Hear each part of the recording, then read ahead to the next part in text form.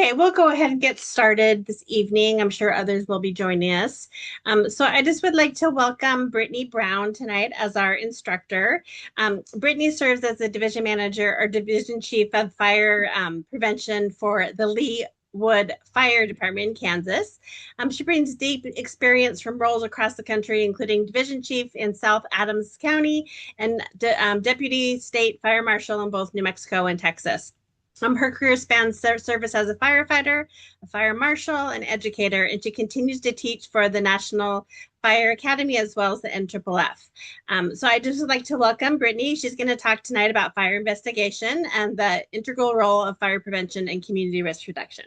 Thanks, Brittany. Welcome. Awesome. Do you want me to get started? Please do. Yes. Okay. Well, thank y'all. I have not done one of these on the Zoom ever. This is a class that I usually run at FRI every year. They seem to really like this one, so I was excited to teach this one with y'all today. It is kind of a longer class, obviously not longer than the allotted time. But if you guys ever have questions, it's kind of hard. I may not see the chat right away, so just there's like a handful of y'all, so just talk. Oh no, let's see. It's not advancing. Maybe just stop sharing and try to share again. Hmm,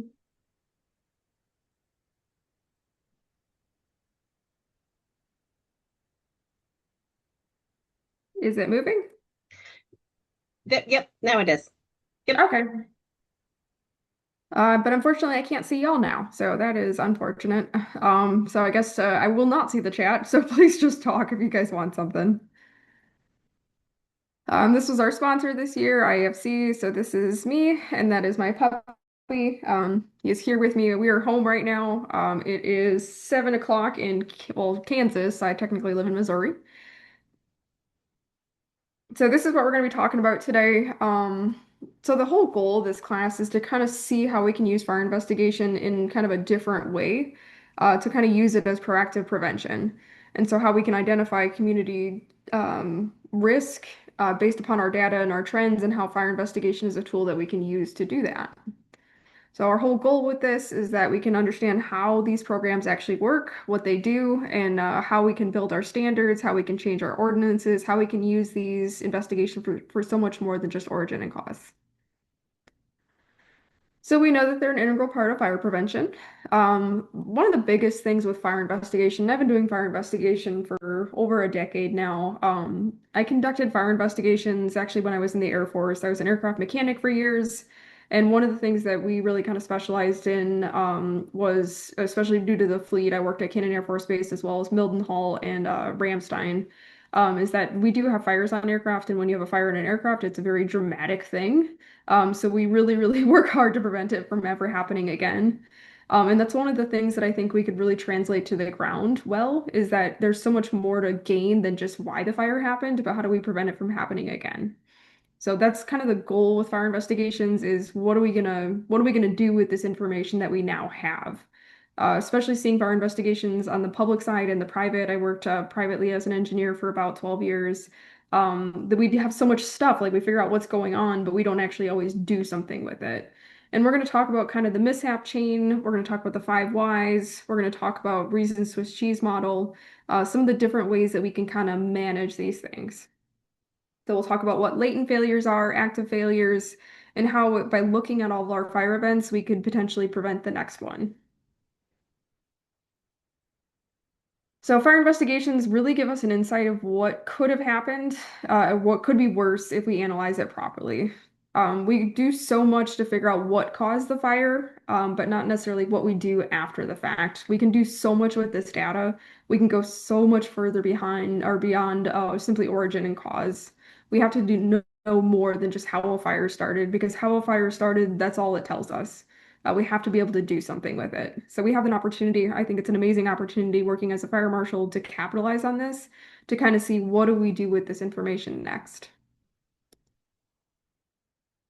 So of course we're going to go a little bit into 921 because this is what you guys are all here for. This is our fire investigation. So this is what we're doing it for. Our whole goal with any fire investigation is to figure out what happened and why. We want to come to the correct conclusion about a specific fire that results in death, injury, or other outcomes. We want to figure out what happened.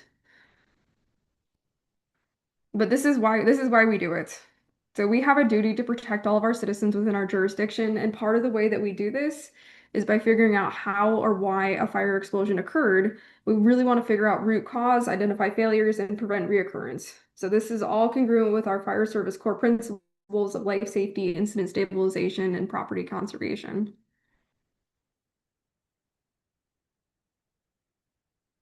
So there's so many things that we can get beyond just origin and cause. When we look at a fire, we say, okay, hey, what happened? That's like the number one thing that everyone really wants to know. What happened with this fire event? What caused it?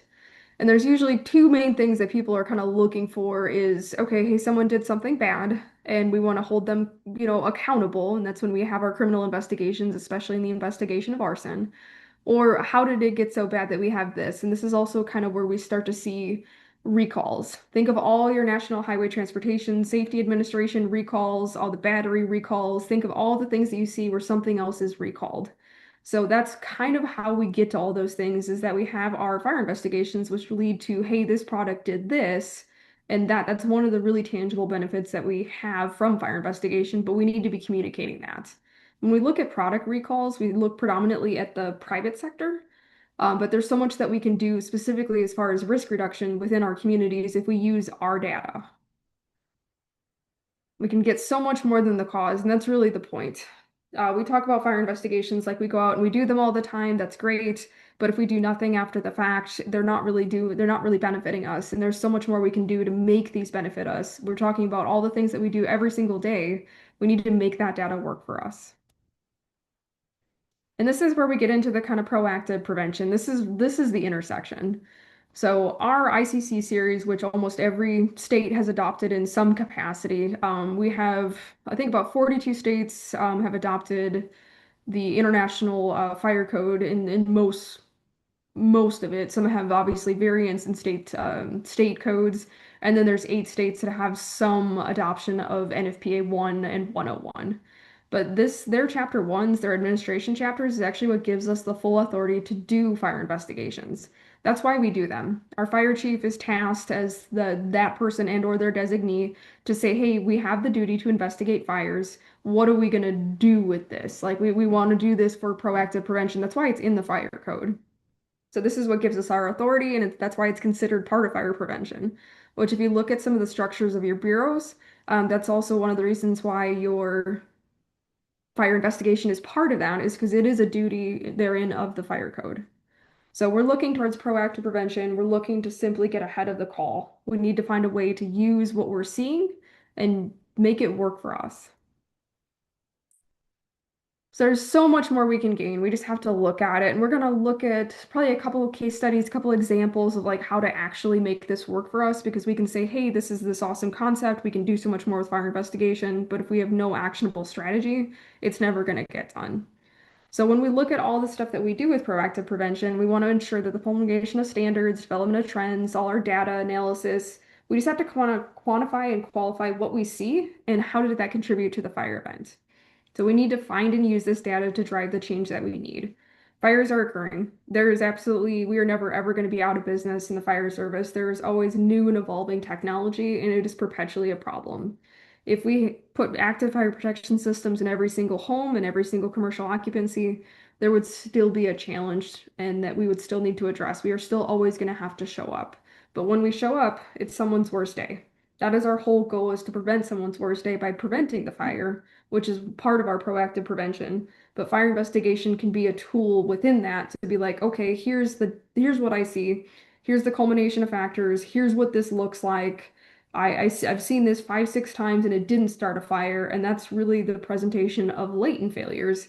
And then in one event, your fire event, that's when the culmination of all of those latent failures culminated to the active failure. And we'll look at that with our model. So reactionary is not progressive enough. We show up. That's what we do. Someone calls us, they call us when they're having their worst day. We show up. We will always show up. We also show up to conduct our origin and cause investigations. And then we move on. Go to the call, move on. Go to the fire investigation, move on. If we looked at all the circumstances that led to each one of these fire events, what made it worse, what lessened the effects, there's so much stuff that we can gain if we just start looking at this a little bit differently. So every fire should be investigated. We talk about every aspect should get some degree of analyses. This is how we're going to build strategies to prevent future occurrences, which is the whole goal of fire investigation. That's why it's in the fire code. That's why it exists right there. So we have to be able to use this as a tool that's actionable for us.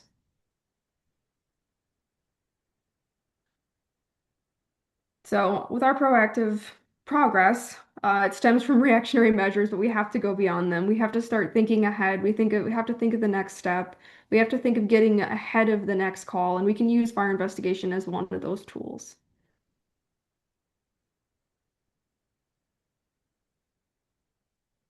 So we're going to go into kind of the five whys and we'll show kind of how this works.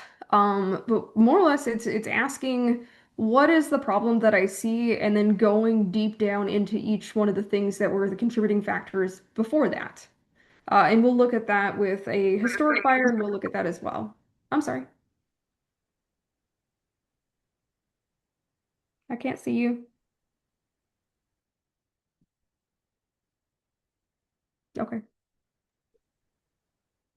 But we just need to keep digging down and we'll look at what some of these contributory factors are. But there's so much more we can do if we just look at things kind of in a different light. It's really not that different than what we're currently doing, but more or less we're going to use what we have and what we see, turn that into data that we can quantify and use it to prevent the next fire. So this is one of the models that we use in aviation. Aviation uses a ton of different models. This one is Reason's Swiss cheese model. So the whole concept behind this is that you essentially have an entire stack of cheese. And every time that you have a failure, it's a hole in the cheese. And then eventually, one day, all the holes are going to line up and they're going to result in an accident. So you have all these things happening with our decision makers, our line management, our preconditions or psychological precursors, unsafe acts, and then defenses are inadequate. So I know it says defenses. That's because this kind of initiated in the United Kingdom, but this is a fantastic approach to kind of see what are the problems that we see that could have culminated to a mishap. When we think about this in terms of firefighting, we think of near misses. We think of all the times where something didn't happen, where it could have, but something stopped it. So when we look at all the fires that we have, all the incidents, every time someone calls us, even if it's for a technical rescue, a fall, a lift assist, anything that we have, there were precursor failures that allowed that thing to happen, to culminate in that ultimate mishap. So with this, we know that these can all ultimately culminate into an active failure. So we can find a way to fix these holes in the Swiss cheese proactively through progressive prevention.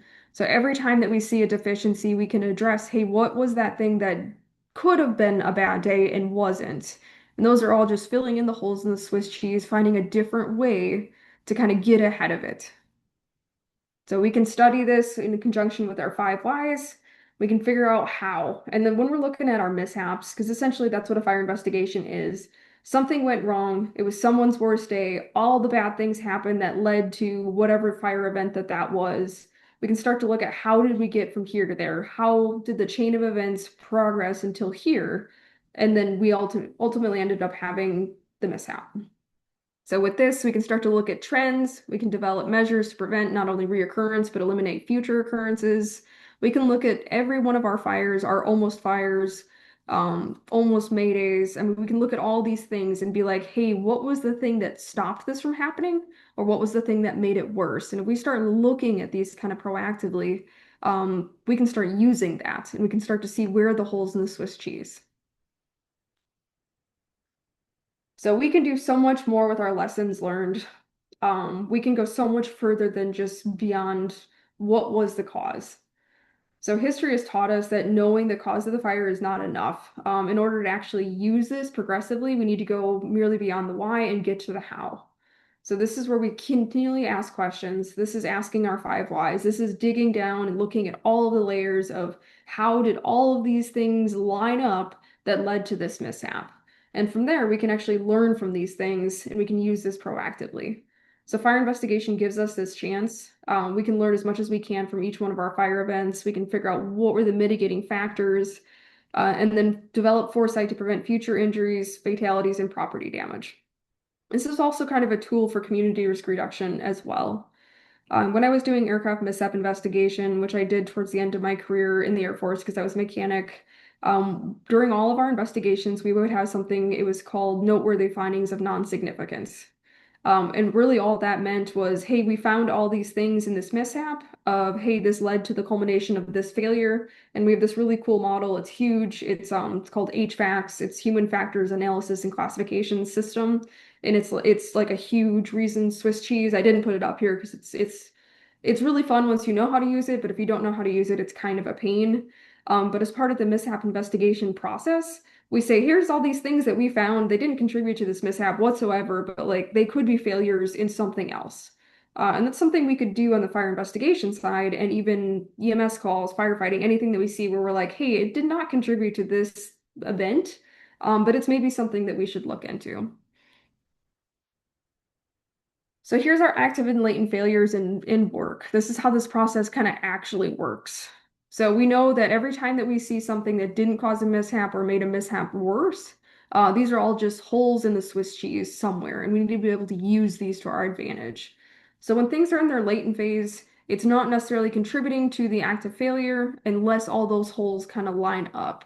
But if we have too many failures, we have too many holes in the Swiss cheese, we're going to have a mishap. I mean, if you look at the totality of circumstances, we're going to look at a couple of specific examples of how this actually happens, like how we can look. And yes, it is kind of hindsight's 2020, armchair quarterbacking to a point to be like, oh, well, this and this and this and this and this, these are all the things that contributed to the mishap. But we need to do that. We need to do that to a point to be like, okay, what are we going to do with that data? We can't just observe and have all these opinions about what occurred and why all these things were bad. We have to do something with that. And that's kind of the intent of this, is to be like, hey, we have all this information, we have all this data. Yes, we saw this mishap. We know all the things that led to the culmination of this mishap. What are we going to do to prevent the next one, which is the goal? So, and this is where we start to get into our trend analyses. So I got some examples. Here's some of our case studies. So I wanted to make this actionable. I've taught this course for a couple of years, and I know that we need to make everything kind of translatable in a way that we can all kind of understand. It sticks with us. But everyone should know this fire. So this is our station nightclub fire. Everyone absolutely knew the origin and cause immediately. Like that was not a secret. It was filmed. But look at all the progressive efforts that happened after the fact. So we had this fire, we had this terrible, terrible strategy. There was a whole bunch of mitigating factors that led to the culmination of this event. But we did something about it. We did so much stuff to address the codes, the standards, everything that happened with this fire. So we've been learning for a long time on how to be proactive. We just have to keep learning and growing. And we'll look at this fire a little bit more in depth with some of the strategies with the reason Swiss cheese and some of the 5 whys as well. So hopefully everyone should know this fire as well. This is our MGM Grand. So this happened in 1980 in Nevada. We know that we had 85 fatalities and over 600 injuries. The cause is a little bit debated, but they believe it was an electrical fire. It was improperly secured electrical components in a downstairs restaurant. It was some type of electrical short associated with a fridge. So even not knowing the exact cause, there's still so much stuff that we changed as kind of a direct result of this fire. So things that we learned, and mind you, this is back in 1980, we learned about firewalls, fire doors, elevators, smoke and fire dampers, automatic HVAC systems. Because this building did have dampers, they were manually controlled. They were manually controlled down in the basement. We also learned about smoke alarms, sprinklers, building construction, compartmentalization, ventilation, and flow path control. There was so much that we learned from this fire. We're like, hey, this was a terrible, terrible event. We had a massive loss of life. There's things that we can do to prevent the next one. So one of the big issues associated with this fire is that obviously our smoke is going to rise. It's buoyant. Predominant number of our fatalities were all on the top floors. We had no compartmentalization of our elevators, our HVAC, any of our smoke dampers. None of this stuff worked. And in some cases, it wasn't designed and engineered to do so, or it was activated with manual controls. Also, because of this fire, we got smoke alarms. This is why all of your hotel rooms have smoke alarms. So Nevada was the first state to enact this in 1981. And they also said, hey, hotels larger and taller than 55 feet also need to be retrofitted with sprinklers. We're kind of seeing that this is still kind of a fight. We still have a lot of residential high rises that do not have sprinklers. There's currently a bill in legislation for the High Rise Fire Sprinkler Incentive Act to more or less provide a tax incentive for fire sprinklers because back in 1980 and even well before that, we knew that, hey, these really big buildings, people have nowhere to go. We need to have sprinklers in these facilities. So if you're interested in that bill, it hasn't made much traction.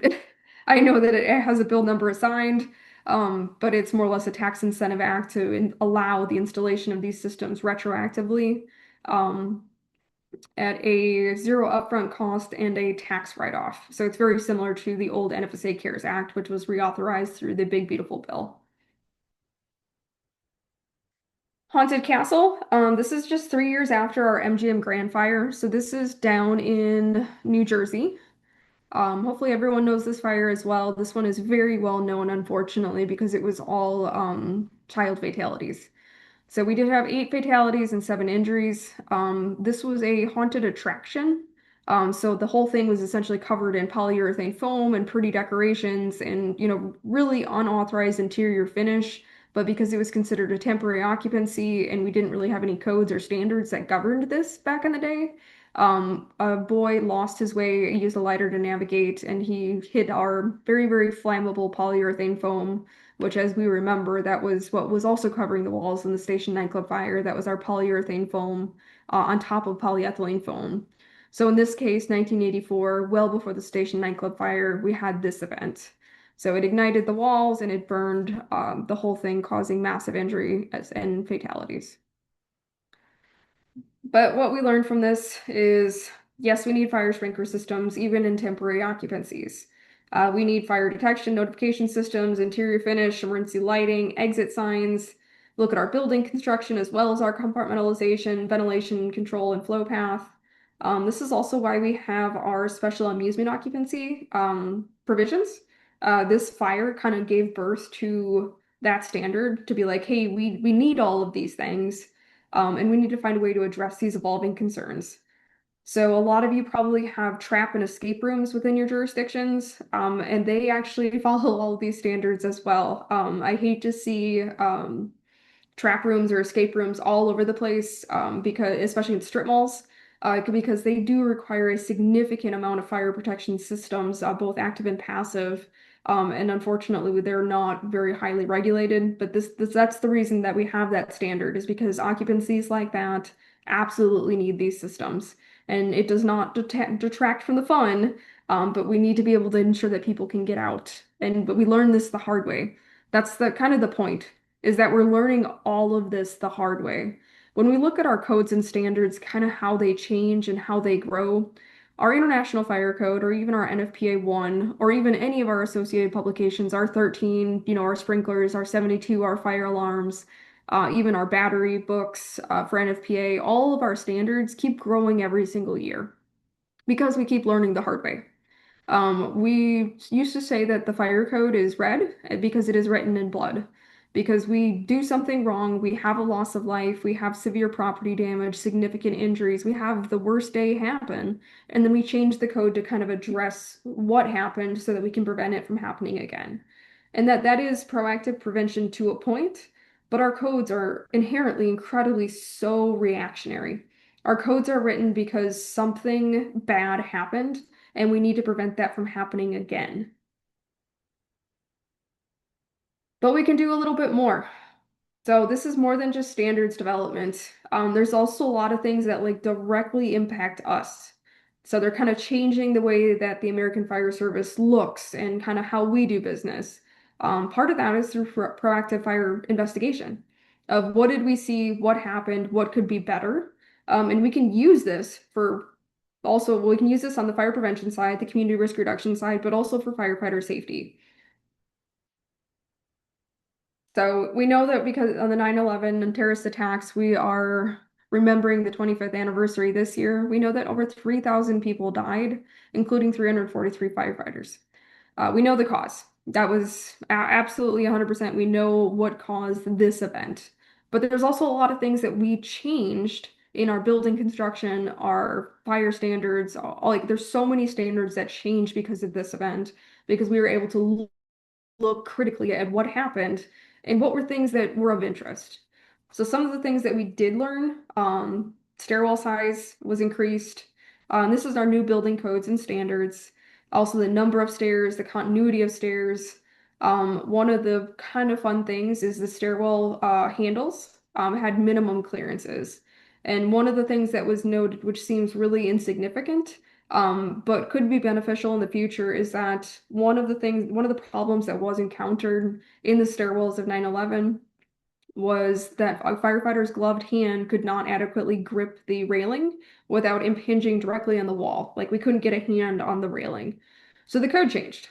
The code changed to say, hey, it needs to be further away. We need to be able to have that clearance so that we can fit our hands. Also, we need to have these stairs all the way up and down. Other things that we learned included our fire resistant construction, maintenance, and radio coverage. So, unfortunately, we look at Indiana and the state of their legislation this year. It was kind of fun when I was teaching this at IAFC this year. I had someone from Indiana in the class. If you don't know what happened in Indiana this legislative season, they lost BDAs. They all of the requirements in the codes, which if you look even at the existing buildings, if you look at your chapter 11 within your fire code book, it has a whole bunch of provisions that say, hey, if we can't talk in this building, there's retroactive provisions. And those that know the fire code know that there's not a whole lot of retroactive stuff within our codes. But our existing building chapter, there are provisions that we can use. Unfortunately, in Indiana's case, they lost their legislation stating that they needed BDAs in a lot of their new buildings. And that's terrible because we did learn the hard way of all the times that we could not talk in buildings and how vital it is for us to have communication. Those that are familiar with the big box store Walmart that actually burned in Plainfield, Indiana, we had kind of a near miss with three firefighters that they were not sure were okay. We almost had a mayday in that fire. Um, One of the issues that they ran into specifically, and obviously this is a very recent fire, is that they couldn't talk. So we're learning all these things, and we need to keep kind of pushing the envelope to be like, hey, yes, we did learn this. We need to ensure that we're doing something with it, and we need to continue to keep that because we cannot have history keep repeating itself. If we're looking at all of these fire investigations, these incidents, these mass casualty events critically, there's a lot we can learn, but also we need to know the why behind whatever it is that we thought was important and keep pushing that. I feel terrible for Indiana and the fact that they've lost that, but also you guys have seen the kind of current legislative stance. Single stair is becoming more prominent all over the place.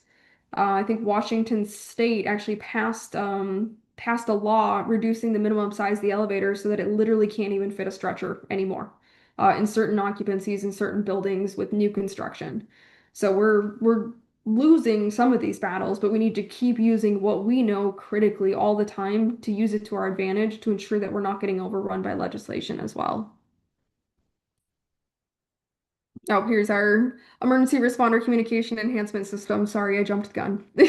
So, these do have to be analyzed for all new construction. Every new construction has to be analyzed for these. Doesn't mean if it falls under certain parameters, if it's a certain size, if it's a certain portion below grade or subterranean space or a certain height. If it meets one or more of those requirements, it has to be assessed on whether or not it needs one of these. Not all buildings may require them, but all of them have to be assessed on whether or not they might.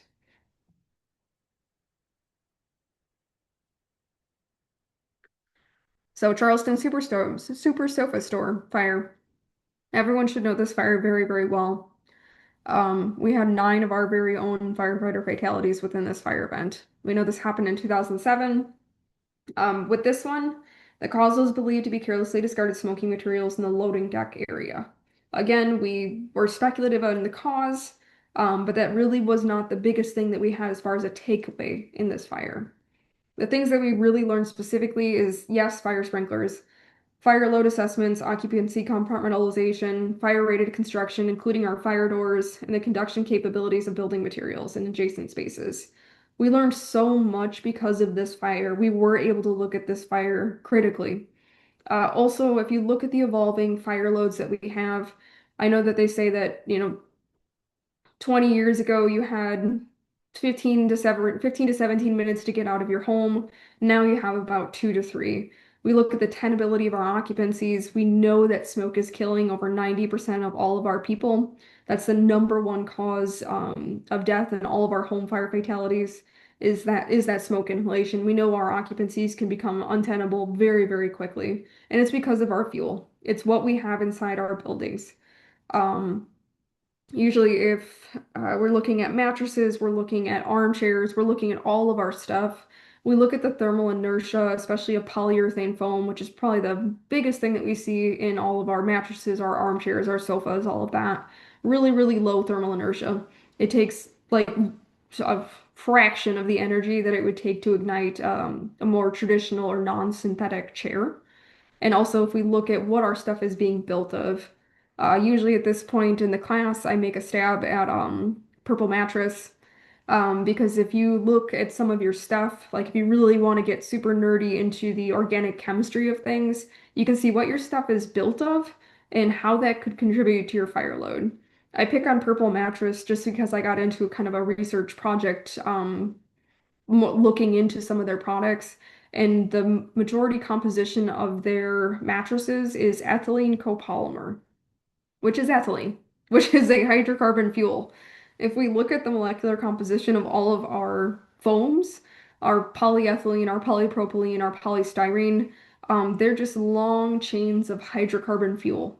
They have the same composition in parts as gasoline, butane, heptane, octane. If we looked at the whole part of what these things are built of, it's literally gasoline. And the copolymer is just the polymer chains. So if you get into the organic chemistry side of things, you can say, hey, this is why this is burning so bad. We talk about our thermal inertia of like just our energy that's taken to break these things down.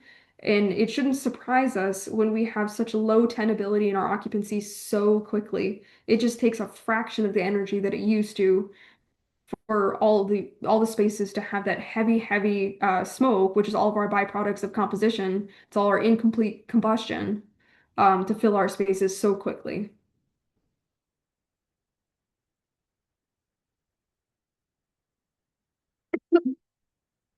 I don't know if anyone wants to talk. Do you guys have any questions so far?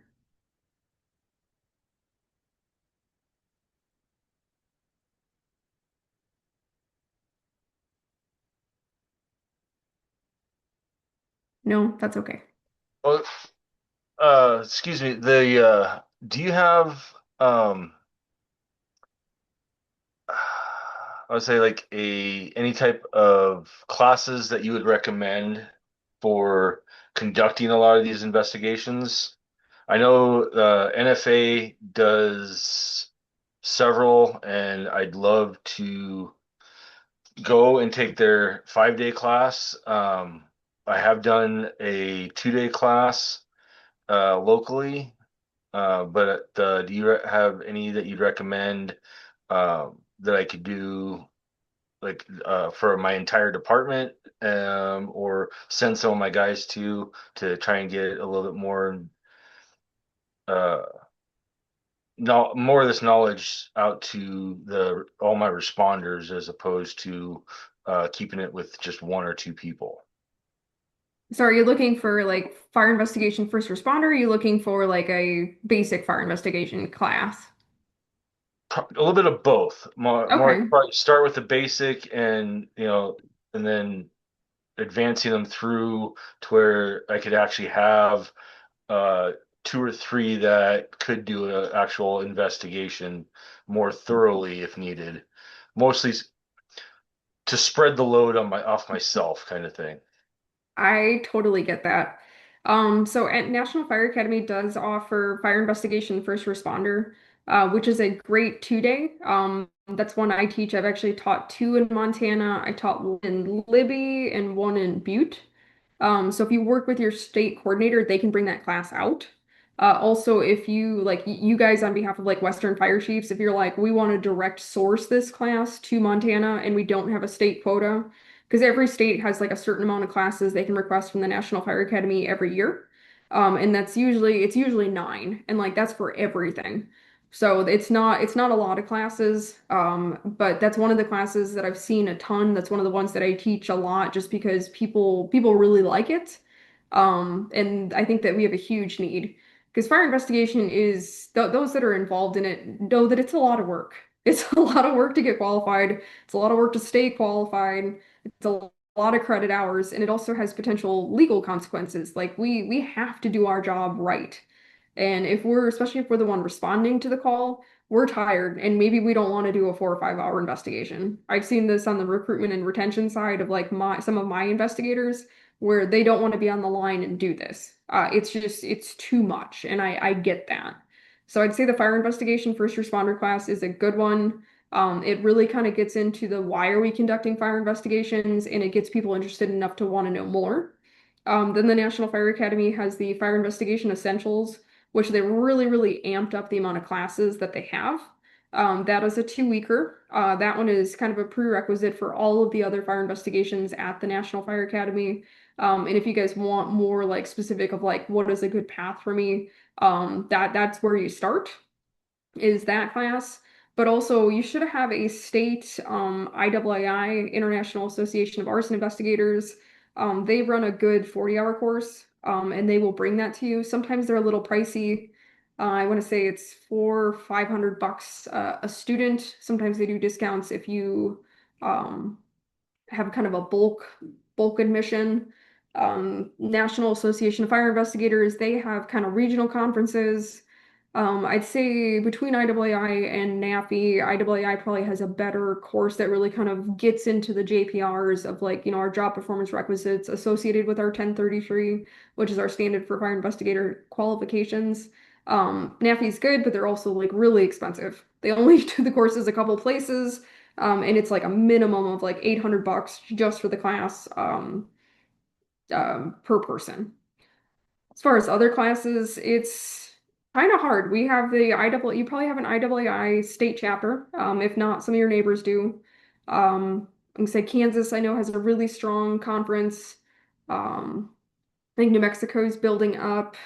California usually has some amazing conferences. And then there's just training kind of all over the United States, depending upon what you're looking for. Like if you're like, hey, I want to learn electrical, I think there's a really good course in Minnesota with fire findings. If you're like, hey, I want to learn fire death pathology, there's a good one out in California and there's a good one out in Texas. So I don't know if that answers any of your questions, but there is training out there. If you want kind of like a resource list, I could provide that for y'all. But I I'd would say love that. usually, hmm? I would love that resource list. And I actually attended the class you did in Libby. Oh, awesome. Yep. I loved being in Livy. That was so much fun. Oh yeah, But yeah, we can do, well, if you want that class elsewhere, that's an easy one. excellent. So, but yeah, then and how that works for state deliveries is you can either request it to the state or a private agency can be like, hey, I want a National Fire Academy instructor to come out and do it. And most of the time we don't make any money. So most of the time you can get an instructor out there for not much anyways. I'm one of the few that's not retired, but you have a lot of retired where they just like to travel. But thank you for being the first one to talk. Thank you. Of course, we can have more. I'll have my contact at the end of this. Um, since you've taken a class with me before, and then any other student that takes a class with me, I always leave my contact because I know that there's always questions and stuff afterwards, and I encourage people to be like, hey, to reach out. More like if you need something, I'm more than happy to help whenever. And sorry if I'm losing my voice a little bit. It was a long day.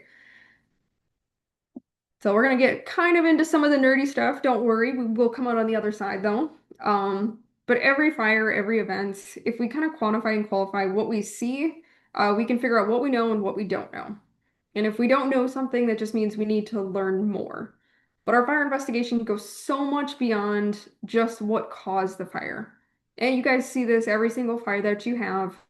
The first thing everyone wants to know is What caused the fire? Okay, that's great. And then guess what? They go away and they stop asking questions. Like, we need to not do that. We need to know what caused the fire and what are we going to do about it.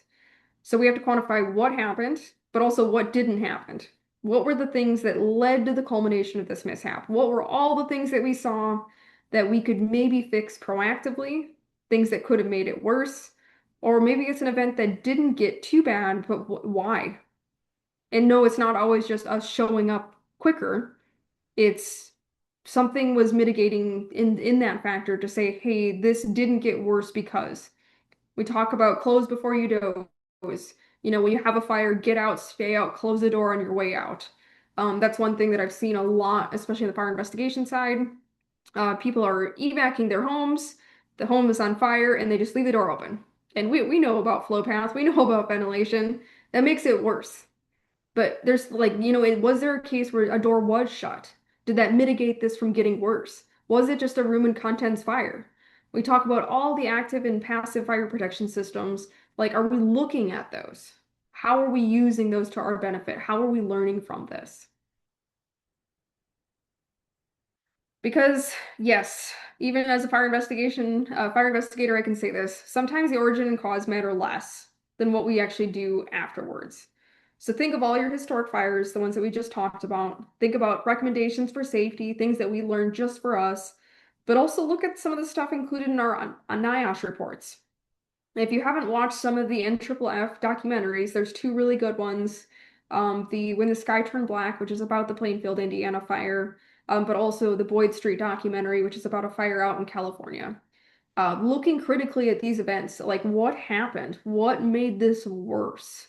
And then we can look at all the other historic fires. We can look at all the culminating factors that led to the ghost ship fire. Hopefully everyone knows that one as well. That was not a slow progressing event. Like that, I'm sorry, that was not a fast progressing event. That was a slow progressing event. That event had all these factors lining up of people moving in, people moving RVs in, people changing this occupancy. Think of all the things that happened to this, where we had that many people inside a building that was never meant to house that type of occupancy. So think of all the things that were seen that we did not do anything about. And it's not like us, like I'm not blaming us, but like think of all the things that we see all over the place where we don't intervene. There's so much that we can do because those are all latent failures. But the thing is, if we have enough of those latent failures, we have enough of those Swiss cheese holes, we're going to have a mishap. We're going to have an event. So we have to start getting ahead of these. We have to get ahead of the call. We have to find a way to just keep plugging the ship because we're not going to be able to prevent every mishap, but we can prevent a lot of them. So we have the opportunity to change before the next event occurs. So we just have to analyze why. What is happening?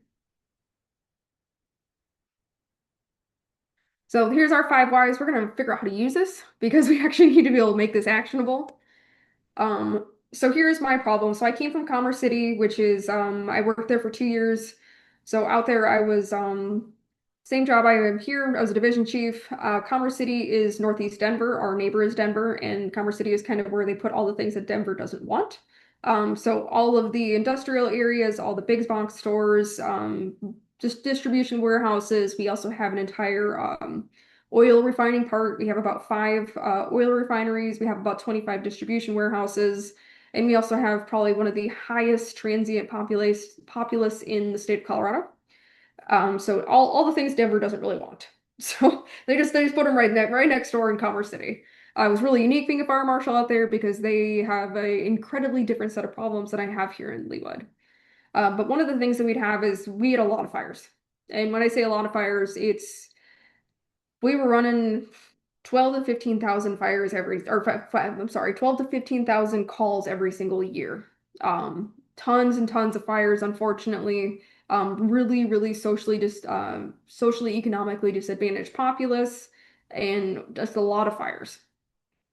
So one of the problems we had, or not even before a problem, here's something that happened. We have a lot of fires in the southern half of Commerce City. Well, our call volume is going to tell us that. That's our data. You look at a heat map of all of your calls, that's pretty easy to see. Everyone knows this for wherever they work, whatever fire department, you know which station is running the most. And like if it's station 2, if it's station 4, the retirement station, you know where your problem is. So that's data. That's a problem. We can do something with that. So if we're looking at Commerce City, we have a lot of fires in the south. Well, if we look at the causes of some of those fires, we have heating appliances and electrical issues associated with these heating appliances are causing fires there. We're getting a lot of space heater issues. We're getting a lot of electrical issues. Why? And this is the whole use of our five whys. And this is how we can dig down deep to all of the layers because we're really looking for root cause. We're not looking for, the one fixed band-aid of like things we can just be like, oh, I fixed it. I threw a program at it. That's absolutely not what we're trying to do here. We're trying to figure out what actually happened and what do we actually do about it. So we're looking at our Commerce City fire. Our citizens are misusing these heating appliances, or the infrastructure is not built to handle the appliances or the load present. Why? Well, because they're facing heat insecurities. They can't afford heating through traditional means, and they supplement with these non-traditional means. You guys probably see this a ton in Montana. I cannot imagine living where you live with the cold that you have. And you guys probably have a decent amount of fires, especially in the winter, due to creative and non-traditional heating methods. You guys probably see this, so think of what we can do about it. So we're looking back at our Commerce City. The southern half of Commerce City is all older homes. The wiring that we have in our homes currently, if our home was built 20, 30, 40 years ago, it's not meant to handle the load of today's appliances. Also, when we look at the environmental side of like our actual insulation quality, it's much less 40 years ago. Well, why? Why are these people living in these homes where the wiring can't handle it?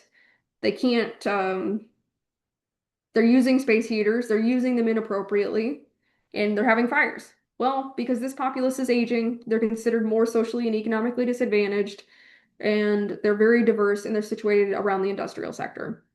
And we can go even further. We can be like, okay, why? But at a certain point, it's counterproductive.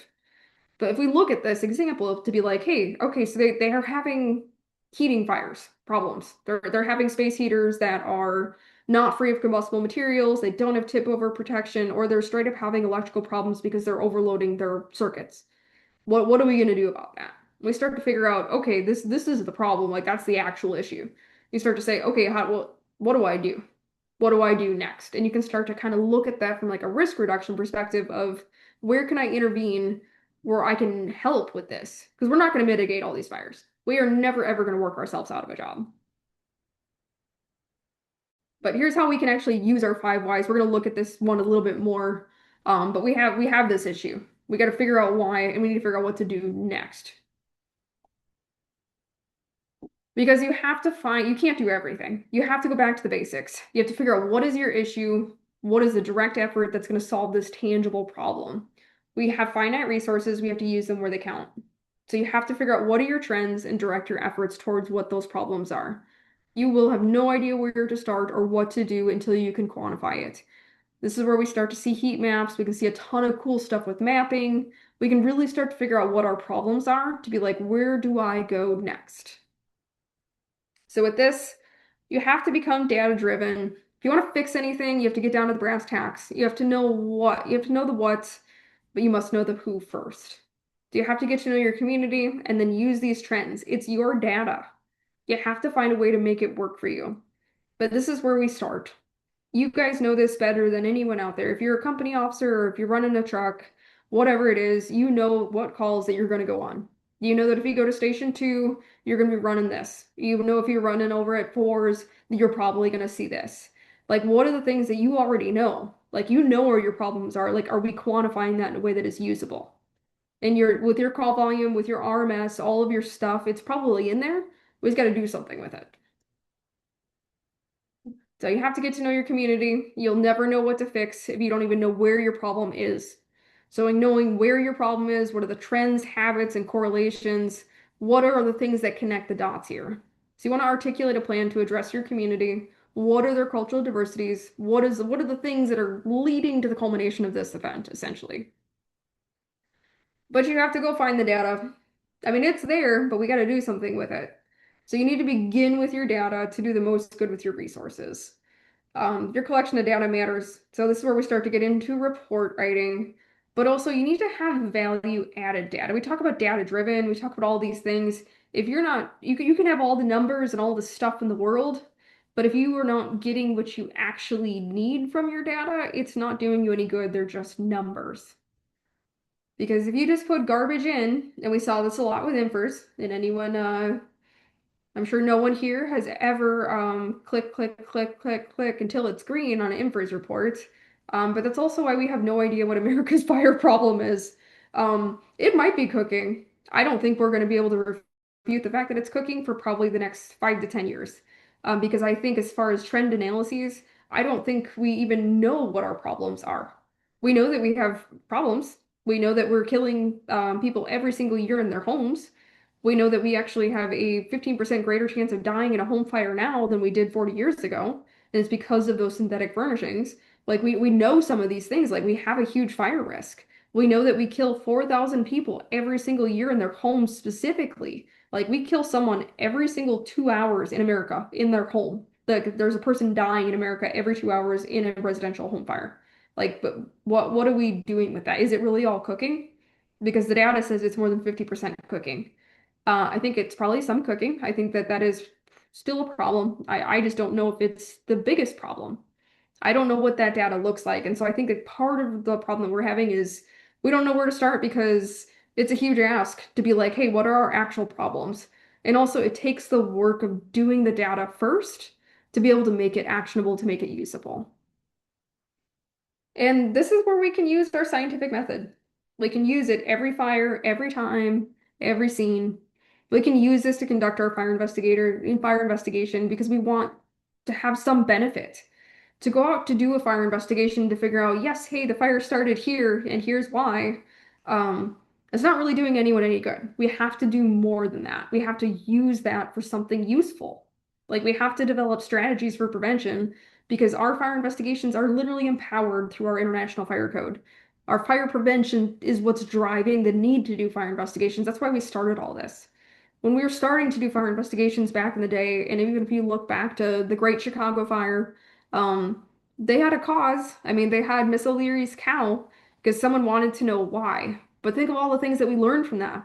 Think of all the building construction, city planning, um, building separation distances, things that are still in the code to some capacity today. There's so much we can do with it if we just do more than just origin and cause.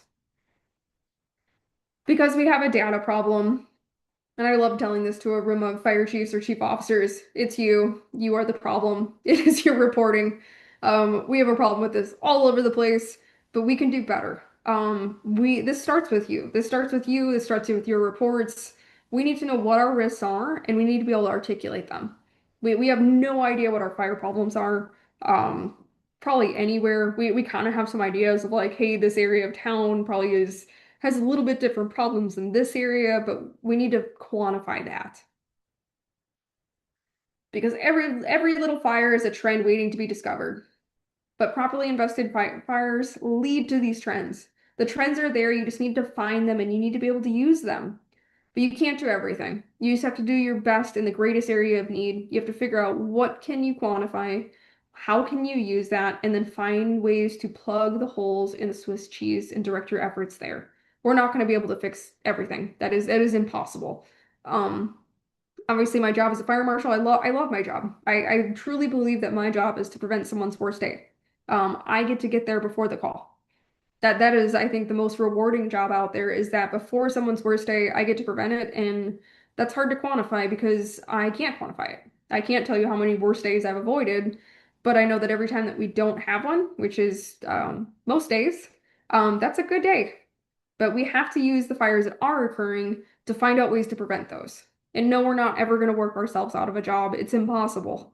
You guys see this with all the new and evolving ways that people develop to hurt themselves continually. We are never going to be out of work. So here's what our trends are actually doing. So trending means a trend. It also means we need more data. We need to be able to find a way to make this usable. We have to quantify and qualify what we already have and then make it work for us. We have to identify that, hey, things are happening and then start digging down into why these things are happening and then gather even more data to figure out, is that working? Is that not working? This is an iterative process. It goes in a circle and I'm sorry, it never ends because we can keep and always continually get better with these things as far as what's happening. Because it needs to be more than just Why? It has to be what's next. So we know that proper reporting is part of it, but also think of all your firefighter safety initiatives, everything that we have learned through fire investigations, everything that we've learned through near misses. Look how we've changed our strategy, tactics, everything that we've changed over the years. And now look at that on the fire prevention side. Our broad education efforts are not working. We still have a huge fire problem. Your community has problems. I mean, maybe they don't have necessarily fire problems, but they have problems. I bet your call volume has gone up exponentially. I bet your lift assist and your technical rescue and your everything else that you do, they've all gone up. So fire investigation can go beyond simply just origin and cause. It doesn't have to be accidental or criminal, and then we just take a break. Like, we don't just go on to the next call. We need to figure out what happened and why. We need to figure out where can we intervene. What does this even look like? So I promised we'd have some more models. I know it looks like a lot, but it's really not. We start at the bottom and then we go up. So this is our Commerce City example. So we have a space heater that's being used to supplement heat. The infrastructure is not built with enough outlets, and so extension cords are used. And you guys see this all the time. There's a reason our extension cords are not authorized to be used in lieu of permanent structural wiring, is because they typically do not have the ampacity to handle it. So in this case, we have our space heater plugged into not only the extension cord, but the power strip. Well, neither of these are rated. And overloading is cyclic. And then we have our resistance heating.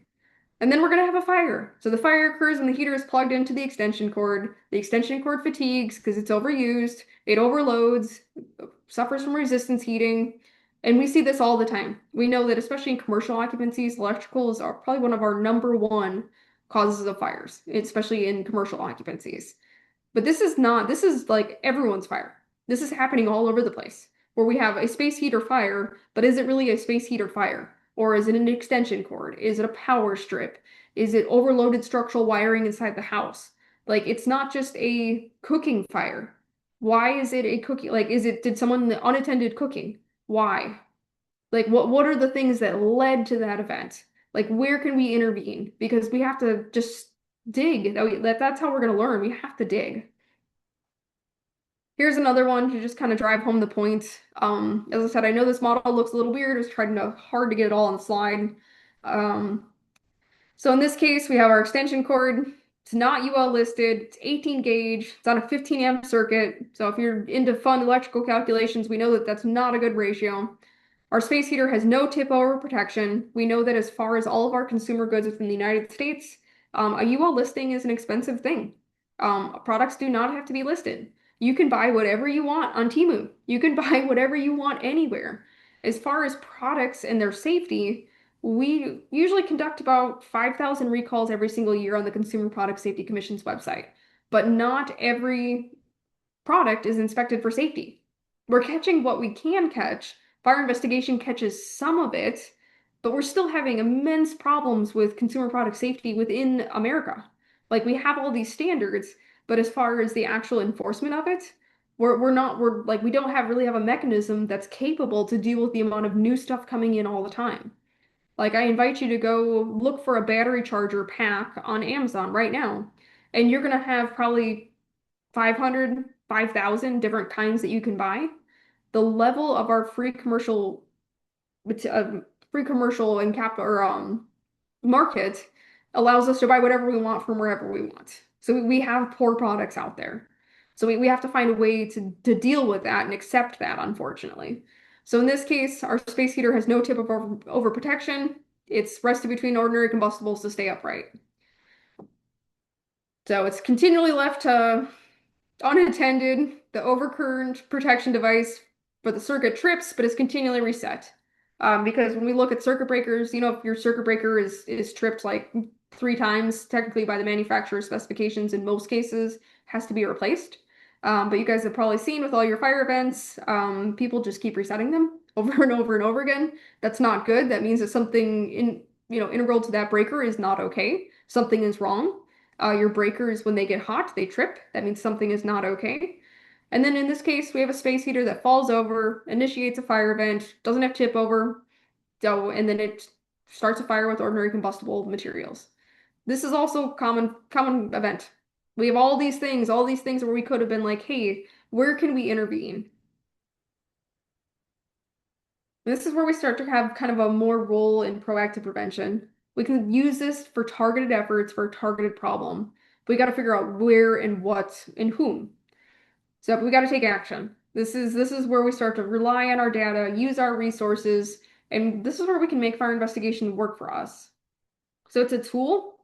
We can figure out where we didn't get lucky, where there was a fire loss, where we had an injury, fatality, or property loss, or is it something we can quantify and analyze to develop further prevention strategies? So Commerce City, told you we'd come back to it. So this is a real example. We did not fix this. We're still having problems there. Obviously, I've been in Kansas for about a year and a half now. We cannot fix every home. We cannot rebuild and reinsulate those homes. We cannot supplement them so that they're not facing heating insecurity. We cannot redo all the electrical in these homes, but we can educate. So we can put a little, we can do a little bit.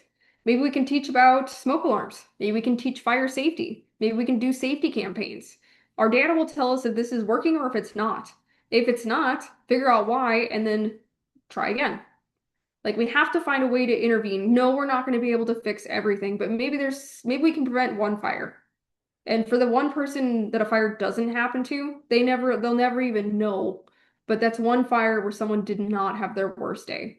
So we have to figure out what is our data saying, and our data will tell us, hey, maybe we have a lessened rate. Maybe we have a lessened rate here. Maybe we have this.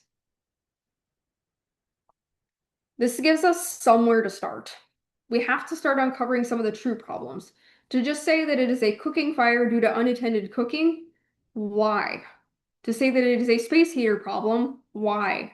Like what are these things that we're seeing where we can be like, hey, why is this XYZ?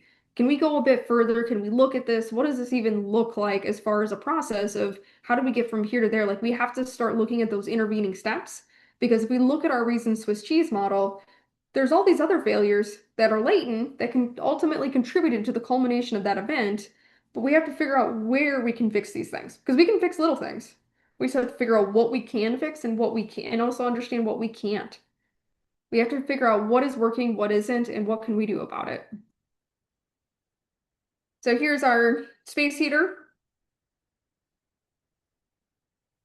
And maybe we just provided some education. Maybe we prevented one fire. Maybe we said, hey, space heaters need to have 36 inches clearance from combustible materials. Maybe we educated one homeowner. Maybe we got ahead of one call. And the worst part is, and I know this is the kind of hard on the fire prevention side, we have no idea if we ever prevent this fire. We don't hear about it. We don't know. And that's what's kind of disappointing is that we can say we ran this many calls, we saved this much property, we avoided this much property loss, we saved this many babies, we saved this many cats, we did all these things, but on prevention, it is really hard to quantify what we do. It's also historically why we don't have a ton of personnel, and also why when we don't have things that we can quantify, it's also part of the reason we don't have a huge budget. That's historically a problem. I've seen this all over the country where your fire prevention bureau is historically undermanned and underfunded. We know this. This is not news to anyone.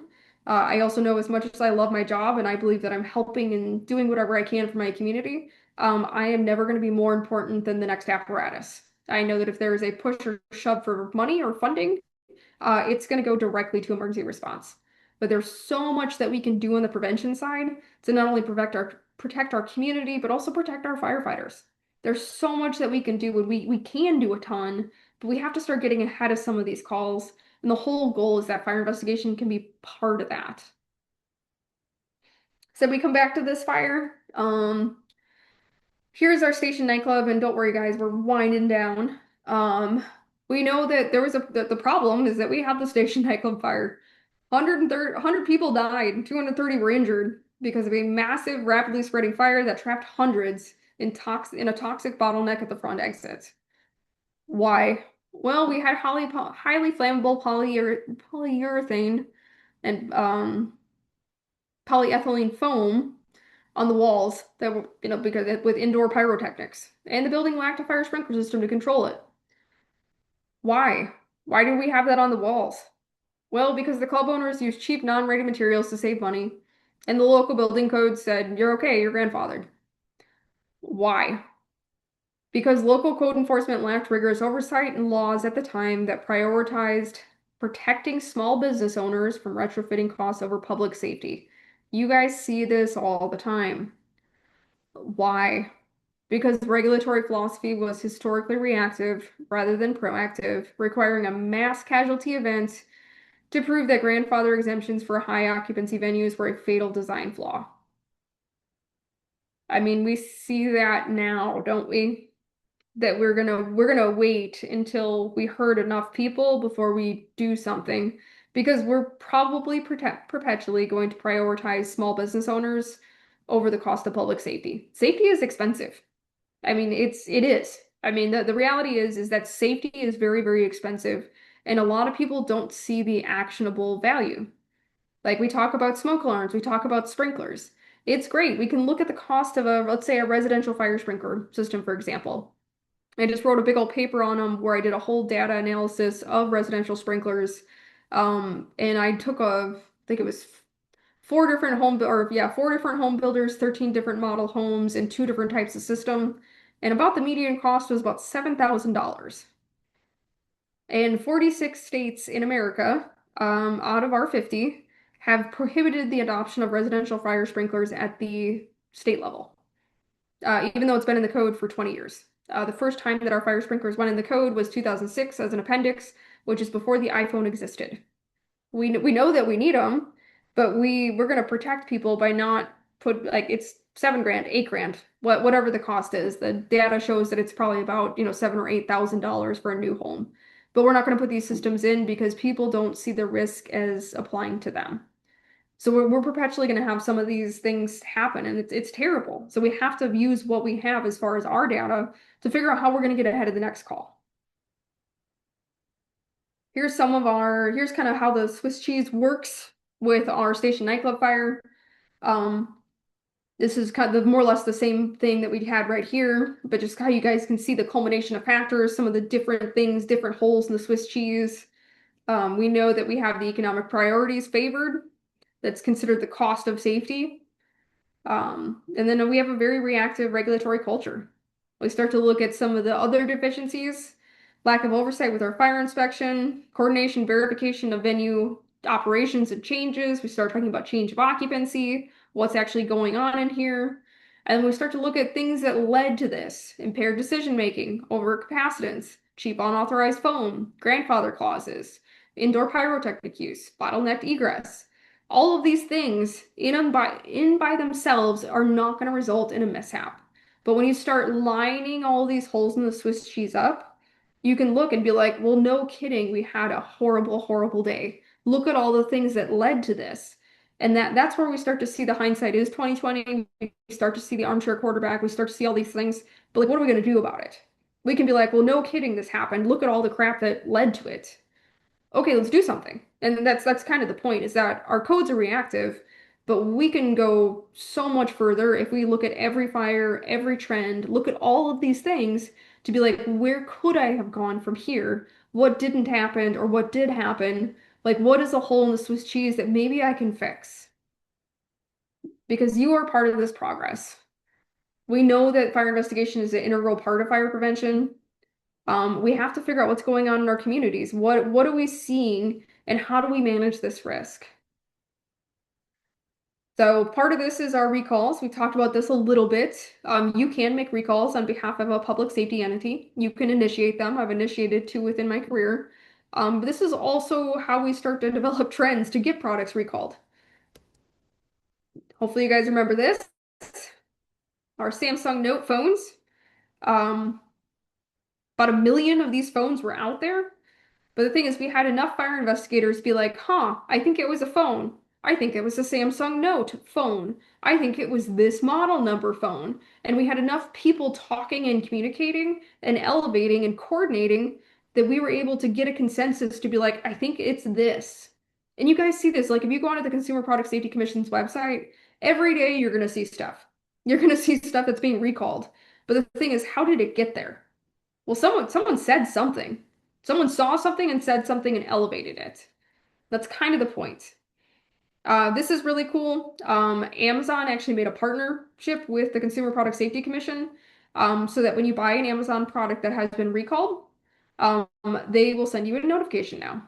Because that's the problem with our regulatory culture is that we have bad products. Yes, you can buy whatever you want on Amazon, you can buy whatever you want anywhere. But even if you have a bad product, the manufacturer just has to contact you. They don't have to confirm that you've ever received confirmation. They don't have to confirm that you've ever done anything with it. They don't need to make sure you send it back. As far as a regulatory aspect, like there's not a governance of that to be like, oh, we have this bad product, make sure we get them all. No, it's more of like it's a loose, very loose concept. So really cool for Amazon that they're doing this. But think of all the things that we're not seeing. Think of all the things that we don't even know. And that's kind of the unfortunate part of our evolving technological culture is that we have all of these things coming out every single day. We're evolving so quickly. It's amazing the speed of our technology now. But also, we have absolutely no way to govern it. We have no way to regulate it. We have no way to make sure any of this stuff is safe. So it's kind of a problem that I think we're going to perpetually face. And when we look at the fire service as the reactionary service, we show up on someone's worst day. Um, we're never going to be out of a job, but there's certain things that we can fix. There's little things that we can fix. And we just have to let fire investigation be one of those tools. Part of this is also our codes and standards. Fire investigation can drive this. They also drive our standards for you. So all of your trucks, your gear, your buildings, your radios, everything that we touch, we talk about codes and standards. A lot of my ops people are like, ugh, no, this is like everything about your gear, your bottles, everything that you have is somewhere in a standard. We need to be part of this process. Absolutely need to be a part of this process because we are so overwhelmed. Currently, only about 12% of all committees for NFPA, which is over 300 standards, have you on them. That's it. So when we say that, hey, we don't like something, we absolutely need to do something about it. And unfortunately, we're not showing up. We're not showing up to the table to be like, hey, I don't like this in the code or standard. Let's fix it. And that's how your standards are built and born and modified. NFPA is hoping to raise this to 20%, but currently the fire service does not have a super active role in fixing it. We're really good at being like, I don't like something, but not necessarily about how do I fix it to make it better. We need to be more involved in this process. The industry is 100% overwhelming us. So we do need to step up. We need to speak up. We are the subject matter experts on this. We see everything that goes wrong. Regardless of what our legislative or political cultures do, we are the victims of it. Like we're going to deal with it regardless. We are going to always show up regardless. We should have a say in what this kind of is doing. Everything's going to impact us. So we need to be part of this process of dealing with it. Because the fire service is a victim of the codes process, because we are generally not part of it. So we are not part of this process, and we absolutely need to be. We are not victims in anything else that we do. Why are we victims when it comes to legislation, when it comes to codes and standards, when it comes to all of these evolving things? Like we are not the victim of anything else, but we are of this, and we need to do better. So we have to find a way within our mishap chain. Talked a ton about this reason Swiss cheese by now. We have to find a way to break it. We have to figure out what all these holes are in the Swiss cheese. We have to find a way to fix them before they ultimately relate in a mishap. And yes, this is community risk reduction. But unpopular opinion, community risk reduction, in my opinion, is, and I always say this disclaimer because I'm usually teaching for IFC. I do not think that it is a person. I do not think that it is a program. I think this is what we are. In order to have our own self-sustainability, we need to reduce risk. So everything that we can see that we can fix to a degree, that's risk reduction. It doesn't have to be the big program. It doesn't have to be the big expensive thing. It doesn't have to be the flashy thing. This is a problem. Here's how I can fix it. Here's how I quantified it. Here's how we're going to track it. And maybe it's little tiny things. In fire investigation, guess what? We're already tracking like a ton of this. Like we can find a way to use this. We talk about our data. Let's use it. It's yours. So we have to collect it and we have to use it. This is just part of it. So intervention with EMS. Every call is an opportunity to do something. Can interject into the risk management model. Yep. We can check for basic safety and fire safety even on routine calls. You could be a part of this process. We just spend a little bit of time looking around. Maybe it's a call, maybe it's a conversation. Maybe we don't want to do anything and we just want to elevate it. What are the things that we saw that we're like, hey, this could have contributed to something, maybe? Or maybe we have enough foresight to know what the problems are in our community, to know that, hey, I don't have smoke alarms working in this part of town. Like, of all the fires that I've ran in this part of town, they never have a smoke alarm. Okay, that's data. Let's do something with it. It could be a latent failure in the development of something else. Because we need more than Fire Prevention Week. We should be doing proactive prevention in everything, and every call is an opportunity. All of our fire investigations, we need to use them to our advantage. So your call volume is not going to go down. It's not. We are the do everything department. So if you see something, do something. And sometimes that just means contacting your bureau. Sometimes that means you are the person dealing with this. Find a way so that we can lessen the call volume. We can prevent someone's worst day. Because if we can remove just one block, the rest of the mishap may never happen. And that's our goal, is prevent someone's worst day. That's the whole thing, is that we have a duty to protect our community, and we can do this even better so if we intervene often and early. We're always going to show up. That's our job, but we also need to get ahead of the call as well. And we've gotten to everyone's favorite part of the class. So our summary, we know that they're an integral part of fire prevention, community sustainability, education, and community service. We do so much on behalf of the fire department, but our scope is increasing. We are now the call everything department. We do everything. We will show up on anyone's worst day, regardless of how that looks. If you look at the way that we've shifted in scope regarding EMS, regarding community paramedicine, mobile integrated healthcare, look at all the things that we take on. So why not something that we're already doing? We just make work for us. We just use it as proactive prevention. So a lot of our fires could give us an insight into what could have happened. We just have to analyze them critically. We have to really look at them beyond just there was a fire and it started in the bedroom. Why? Like we have to do more than that.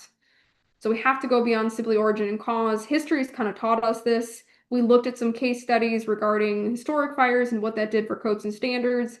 We looked at some fires specific to us and how that directly impacts us, everything from our radios to our gear, to our policies, to our procedures, to like all of our data-driven stuff. Think of everything the UL Fire Research Laboratory is doing. It's because we need to do better. So fire investigation can 100% be a tool for that. So some of the things that we talked about today, I know it was a lot. This course is kind of molded and shifted over the years. But more the intent is really that fire investigation can play a huge role in proactive prevention. We can use our data for us. Like it has to be useful to us. It's already there. We just have to like do something with it. And that's the point, is that if we are critical in our analyses of what is occurring and why, and really keep digging down, we can figure out what are the issues that led to the culmination of this event. And that there's so much more than just the fire started here. That doesn't value anyone. And all of our fire investigation programs can drive our code change. They can drive our standard production, our promulgation, how we do business. Because how we do business is going to change tomorrow. It's going to change next year. It's going to change in 5 years. Fire investigation should be a tool that allows us to keep changing it so that it benefits us, because we need to keep ourselves safe and we also need to keep our community safe. So this is a fire department process. The whole thing, there's so much we can do. We do have to keep doing fire investigations. They are considered part of our prevention, but they're our duty. We have to protect our community, and this is just one way. So I like to throw this in here. I have a whole room where I can see everyone's faces. This is not my quote. This is a quote that is included in Mike Weller's classroom at the National Fire Academy. But think about it. There's no honor in putting out a fire that could have been prevented. And now that everyone is unhappy, read it again. Because it's true.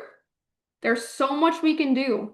Because every time that we get to do our job as firefighters, that is someone's worst day. Like especially on the prevention side, like obviously I've been on the line, I've done all the fun stuff as well, but we get to celebrate the fact that a fire didn't happen in prevention. Like we get to say, hey, we didn't lose someone today. We didn't lose a mother, a child, a daughter, a dog, a cat, whatever it is. And we don't know how to quantify that, and we also don't even know when that happens. But we also need to remember that when a fire does happen, because they're always going to happen, there is absolutely no way we can mitigate them all, that there's some that we probably can deal with proactively, and that's what we need to use fire investigation for. And as promised, contact information and time for questions.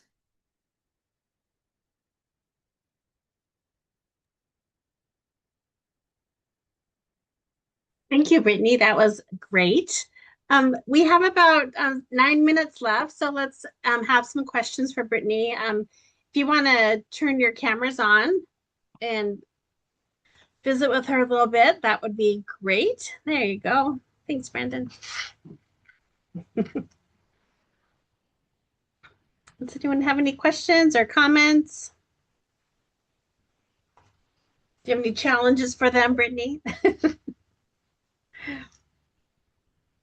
Hopefully everyone's okay. I know it's kind of late. As you can tell, it's dark here. I didn't have any questions, but I think that was a really great presentation, and I really like your aspect of community risk reduction. So thank you for your presentation tonight. Thank you. Sorry, I was starting to lose my voice, y'all. It's been a long day.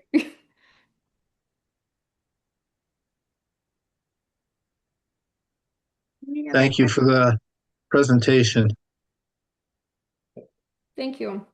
No, it's probably a little different. I usually get that comment for this one. It's a little different. Sometimes it rubs people the wrong way, but then later on they're like, okay, I get it. And I can give these slides, I can send these PDF, and then that way if you guys have them, or if you guys want them, you'll have them. That'd be great. Yeah, we can include it with the video that when we send out. So thank you. And if I can help with anything, let me know. Who was asking me about Montana classes? I was. Yes. Okay, send me an email and I will send you stuff. And also if you want state delivery for anything National Fire Academy, doesn't necessarily mean it's going to be me. I know Dylan, I think a bunch of the guys in Butte really wanted a class in Dillon, and I did not get the bid. So it is not guaranteed you will get me, whether that's a good thing or a bad thing. But no, if you want classes, National Fire Academy is also offering more. Like every state gets 9 state deliveries every single year. But those that are not getting theirs, they're starting to give them to other states. So like Maryland gets 9 every year, and like Maryland never uses 9, so they finally changed it and added it so that like someone else gets Maryland's classes now if they want them. But no, if you guys want that, as far as other classes, there's usually a ton. Unfortunately, all fire investigation training is expensive, and we're forensic scientists. We're really proud of that. We became forensic scientists a couple of years ago. We were crap science forever. But that also means that we get to pay we get to pay the price to go to training, which is usually expensive. That's why I recommend the National Fire Academy, just because it's cheaper. And I also know that no one's made of money. Well, great. All right. Well, thank you all for joining tonight. And thank you, Chief Brown. We really appreciate your time. Really good information. So we'll go ahead and say goodnight. Thank you. Thank y'all. Thank you. Bye-bye.